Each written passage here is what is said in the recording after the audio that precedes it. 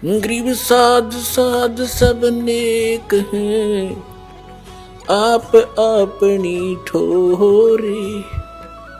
जो सतलोक ले जावेंगे वो साधु कोई और।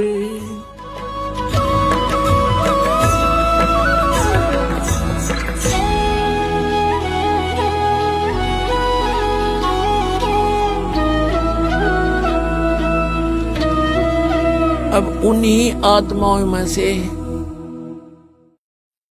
एक आत्मा मुसलमान घर में जन्म हुआ, उसका राबिया नाम था उसका, राबी।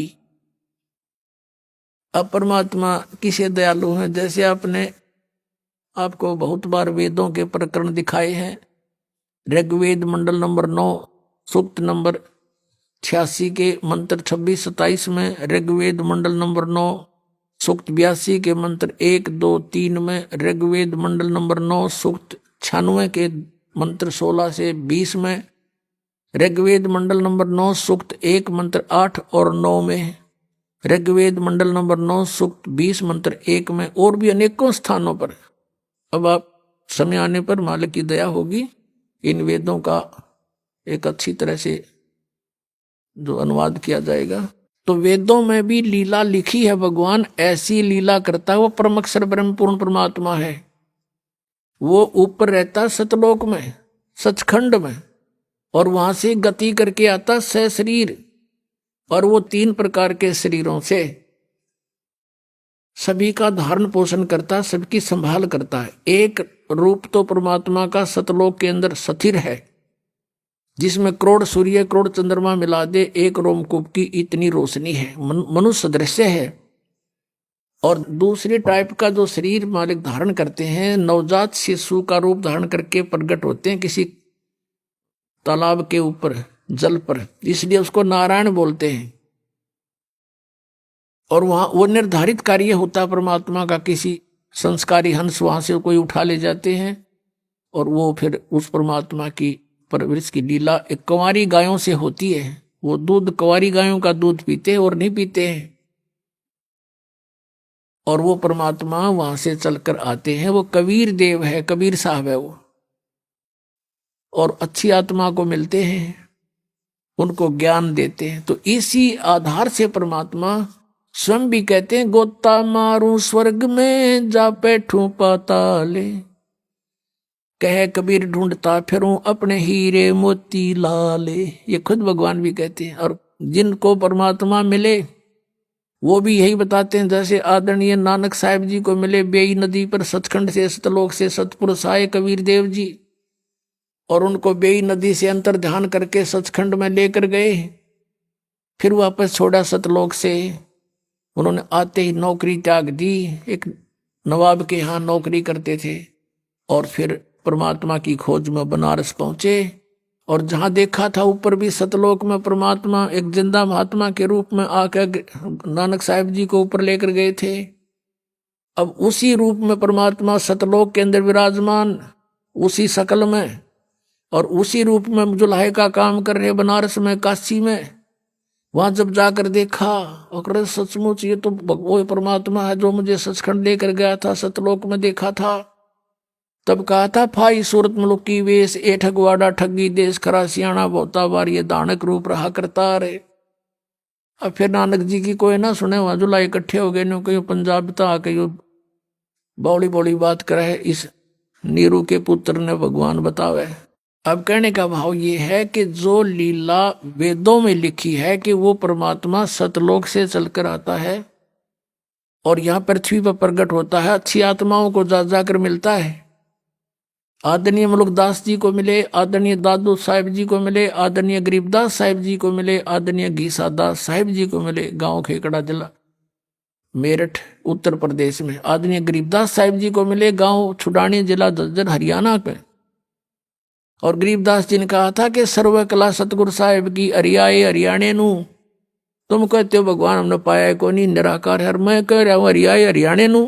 गरीबदास जी कहते हैं, मैं कह रहा हूँ हरियाए हरियाणे नू। परमात्मा यहाँ आए थे हमारे पास, जब तक हरियाणा बना भी नहीं था, ज्वाइंट पंजाब था, और उस शब्द बोले गए हरियाए हरियाणे नु परमात्मा के वचन से यू अलग क्षेत्र हरियाणा बन गया। नहीं तो आज हम इस वाणी को कैसे स्पष्ट करते कि हरियाए हरियाणे नु, तो ये हरियाणा क्षेत्र बना दिया मां, लेकिन बनवाना ही था ये।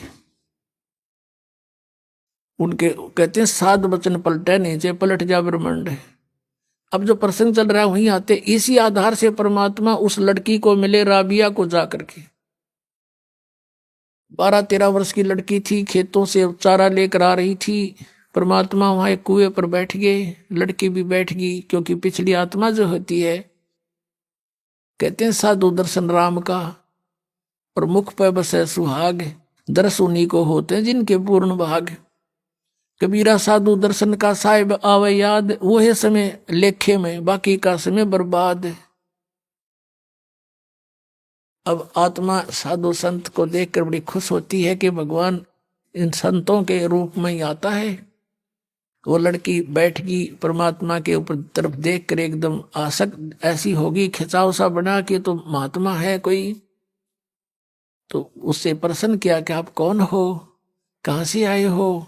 तो परमात्मा ने कहा बेटी मैं अल्लाह अकबर हूं। अब लड़की ने सोचा अल्लाह अकबर है आपको, आप सचमुच? हाँ मैं बेटी मैं खुद खुदा हूं। तो कहने लगे आप यहाँ किस लिए आए हो? कि मैं आपके लिए आया हूं बेटी, आप साधना गलत कर रहे हो, आप सच साधना कीजिए। आप जो मुसलमान धर्म के अंदर साधनाएं करते हो ये साधनाएं पाप की हैं, मांस काट खाते हो, हैं तुम ईद बकरीद मनाते हो, ये साधनाएं नहीं अच्छी नहीं है तुम्हारी।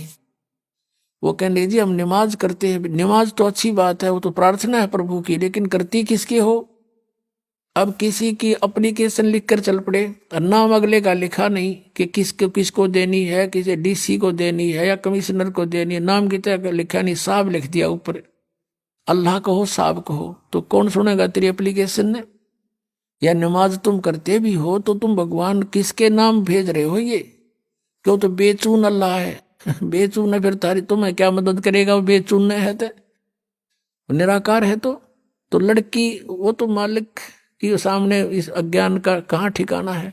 लड़की बहुत प्रभावित हुई, कहा बेटा तुम असक जन्म हो गए भटकत्या ने, हैं? अब पिछले जन्म में मनुष्य थे तो अब मनुष्य हो गए, अगले जन्म में भक्ति ठीक ना हुई तो पशु बन जाओगे, या मनुष्य भी बन गए तो ये प्रोसीजर फिर शुरू तुम्हारा, ये कोई एंड है इसका? तो बेटी बहुत प्रभावित हुई और उसने कहा भगवान फिर क्या करूं? कि बेटी उपदेश ले मेरे से और भक्ति कर डट के अपना भजन किया करे। कहने लगे जी ये साधना है जो मुसलमान धर्म की है कि ये ना करना बिल्कुल भी, जैसे मैं कहूँ ऐसे नमाज ये कर जो मैं आपको बता रहा हूँ, भक्ति करते रहना और ये मांस मिट्टी नहीं खाना। जो बोले जी वो कंपलसरी कर देते हैं, नमाज भी करनी होती है कि नमाज भी कर लेना, लेकिन टेक का मत्था अपना यो मंत्र करती रहिए, बस हो गई नमाज। मिला जी ठीक है। तो उस लड़की ने उपदेश ले लिया, मालिक उपदेश देकर चले गए। इतनी प्रेरित होगी ज्ञान से, उसने फैसला कर लिया कि मैं विवाह नहीं कराऊंगी और अपना मोक्ष कराऊंगी। अब उसी दौरान घर वालों ने क्या किया, भाई लड़की युवा होगी भी इसकी शादी तैयारी करो। लड़की ने घर वालों से कह दिया कि मैं विवाह नहीं करूंगी। और मुसलमान धर्म में एक विशेषता है कि लड़की को बैठा देंगे पहले और लड़की से पूछते हैं कि बेटी तुझे ये विवाह मंजूर है? अगर वो स्वीकृति दे देती है तो विवाह होगा, नहीं तो नहीं होगा। अब वो लड़की ने मना कर दिया, घर वाले भी असमंजस में पड़ गए, भाई अब निकाह हो ही नहीं सकता किसी सूरत में भी। माता पिता चिंतित हुए, बहुत समझाया बेटी हमारी इज्जत का सवाल है, न्यू है, ऐसे है, सो कुछ कहा। वो बोली मैं नहीं शादी करानी। अब घना चिंतित हो गया, माता पिता का अन्न छूट गया लोक लाज के कारण। तो लड़की को अपने आप को प्रेरणा हुई, सोचा उसने कि चलो देखी जाएगी, माँ बाप कहते हैं विवाह कर लेती हूँ, लेकिन आगे जाके अपने पति से मैं साफ कह दूंगी मैं संतानोत्पत्ति नहीं करूंगी। ये डिटर्मिनेशन करके उसने स्वीकृति दे दी। विवाह हो गया। एक बहुत अच्छे नेक व्यक्ति थे, अच्छा अधिकारी था, अफसर था, उससे उस बेटी का ब्याह हो गया मुसलमान के। तो वहां जाते ही उसने अपने पति से कह दिया, जी बात सुनो मेरी, मैंने एक प्रतिज्ञा कर रखी है अपने गुरुजी की कसम खा के कि मैं संतान उत्पत्ति नहीं करूंगी, मैं गृहस्थ कर्म नहीं करूंगी, और यदि आप मेरे साथ जबरदस्ती करोगे तो मैं आत्महत्या कर लूंगी, ये मेरा फाइनल फैसला है। तब वो सोच गया भी ये बात क्या बनी, कहने लगा बात बता फिर, आपने निकाह स्वीकार क्यों किया था, मना कर देते, कोई आप पर प्रेशर थोड़ा ही था। उसने बता दिया कि ऐसे ऐसे मेरे माता पिता लोक लाज के कारण बहुत परेशान हो गए थे और मैंने इसलिए निकाह मंजूर कर लिया कि ये तो शांत रहे, आगे मैं आपसे अर्ज कर लूंगी, ये सोच कर आई थी, वो आपकी मर्जी, मेरी अर्जी मंजूर करो या ना करो।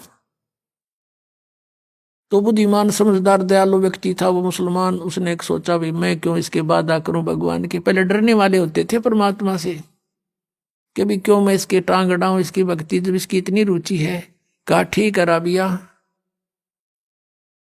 जैसे आपके माता पिता को लोक लाज से डर था तो हमारा भी यहां समाज है, आप रहोगी मेरी पत्नी के रूप में संसार की दृष्टि में और मेरे लिए होगी मेरी बहन के तुल्य।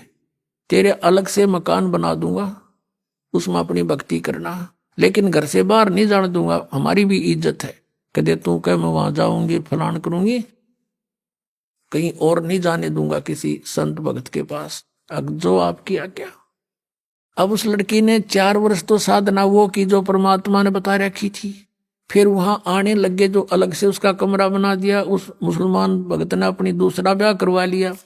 मुसलमानों में कई कई शादियां हो जाती हैं, तो वहां आस पड़ोस की और भी भगतनी जो मुसलमान वर्ग की थी धर्म की, वो आने लग गए हैं। वो कहने लगी बता तो कुछ भी ना करती या कोई बात हुई, यानी कुछ दिन में वो परमात्मा वाला ज्ञान हट गया, वो लोक वेद फिर समा गया उस बेटी में, और वही मुसलमान धर्म वाली क्रियाएं उसने शुरू कर दी। काल का तो जाल है कसूता।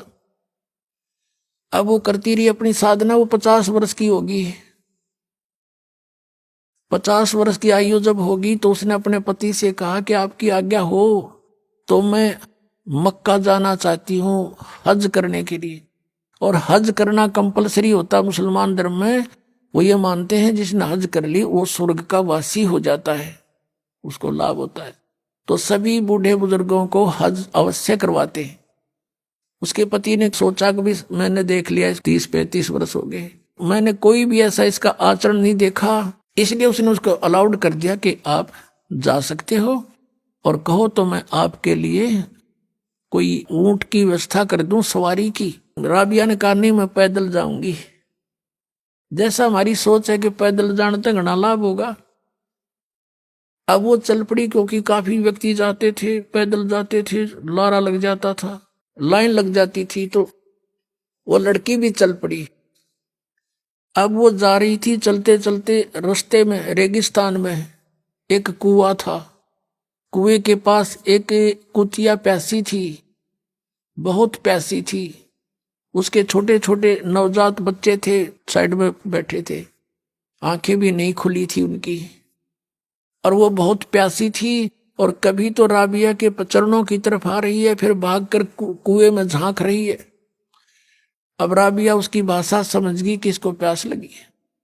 कुएं पर देखा तो वहां कोई बाल्टी नहीं, कोई रस्सा नहीं, आसपास कोई गांव नहीं, कोई और व्यक्ति आसपास नजर नहीं आ रहा जहां से कोई साधन मांग लाऊं। अब उस लड़की ने आव देखा ना ताव देखा, अपने बाल पाड़े, लंबे लंबे बाल थे, वो बाल पाड़े नो एक एक बाल फटाफट सारे बाल पाड़ के और एक रस्सी बनाई। ये है मुसलमान, ये मांस खावर उदमस्ता रहे, ये मुसलमान नहीं है। वह लड़की थी मुसलमान। कहते दया बिना दरवेश कसाई, जिसके दया नहीं वो भगत किसा।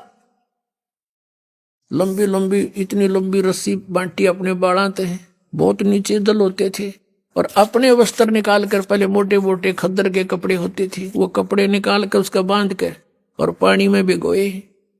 एक मटका पड़ा था टूटा हुआ घड़ा, आधा हिस्सा उसको निचोड़ा और उसमें डाल दे, कुतिया टूट कर पड़ गई, साथ की साथ पी जावे।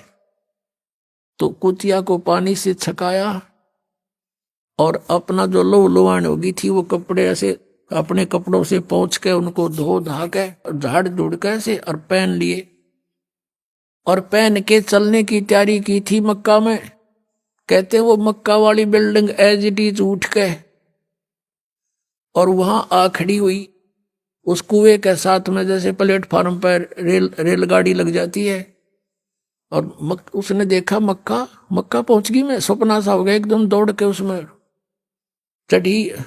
चलते ही वो वहां से उठा और उसमें सारे यात्री उसके जितने जा रहे थे माथा मुथा टेके थे वो सारे उसके अंदर। और वहां मक्का है नहीं स्थान पर, वहां सारे देखें कित गया वो हमारा मक्का। तो फिर कुछ देर के बाद वो विमान की तरह वापस जाके वहीं स्थापित हो गया।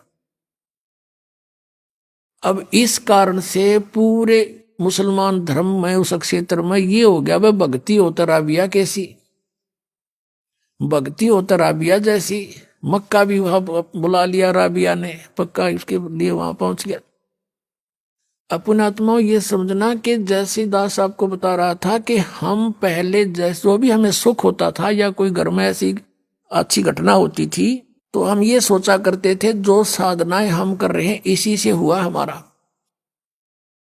और ये थे पिछले पुण्य, उन पुण्यों से उसके अंदर दया हुई, दया से उसमें इतनी हिम्मत आई कि बाल पाड़ दूं, पाड़ के दिखाओ 4 बाल आप, पता लग जा। तो पिछले संस्कार से इतना प्रबल किया करे करावे साइया मन में लहर उठा, दादू से दरजीव के आप बगल हो जा। उसके बाद वो तो उधर तो प्रशंसा की पात्र बन गई, सब जगह गुणगांव है। अगला जन्म उसका एक बनसुरी नाम की लड़की का हुआ, बनसुरी नाम की लड़की का। और उसने फिर इतने राग रूग गाए, नच यानी वो डांस डूंस करने वाली जो ये होती ना लड़कियां, उसका जन्म हो गया। लेकिन आस्था भगवान की फिर भी, तो वो मक्का में गई और उसने सोचा, ये सुना था कि अभी मक्का में जिसकी मृत्यु हो जाती है वह सीधी भिष्ट चली जाती है स्वर्ग में। अब पिछले संस्कार परमात्मा की भक्ति कर रखी, 4 वर्ष वो अंगड़ाई ले रहे थे, उसमें इतनी हिम्मत आवे थी। उस लड़की ने क्या किया कि मक्का में अपनी गर्दन काट दी। अब मोक्ष तो चाहिए, 50-55 साल की उम्र होगी थी कि मोक्ष चाहिए हमें। और मक्का में कहते मर जाता, वहां का लोक वेद दंत कथा है कि मक्के में जो मर जाता सीधा भ्रष्ट जाता है। तो उसने वहीं गर्दन काट दी और सब ने न्यू हो गया भाई, बनसुरी तो गई स्वर्ग में, बनसुरी सीधी गई स्वर्ग में, क्योंकि मक्का में उसने अपनी कुर्बानी दे दी। तो मुसलमान इसको कहते हैं जो अपनी कुर्बानी दे, बकरियां के गल काटे वह कुर्बानी है। वह तो कुर्बानी ले रहे हो तुम तो खून पी रहे हो दूसरों का। ऐसे ही हिंदू लोग करते हैं, बकरियां चढ़ाते हैं माता के। माता वो बकरे खावेगी, काजू खाओगी, किशमिश खाओगी, वह तो जलेबी खावेगी। इस गंद ने कौन खावे, आप पे खा बनाओ और आप पे खाओ और माता के सिर लावे।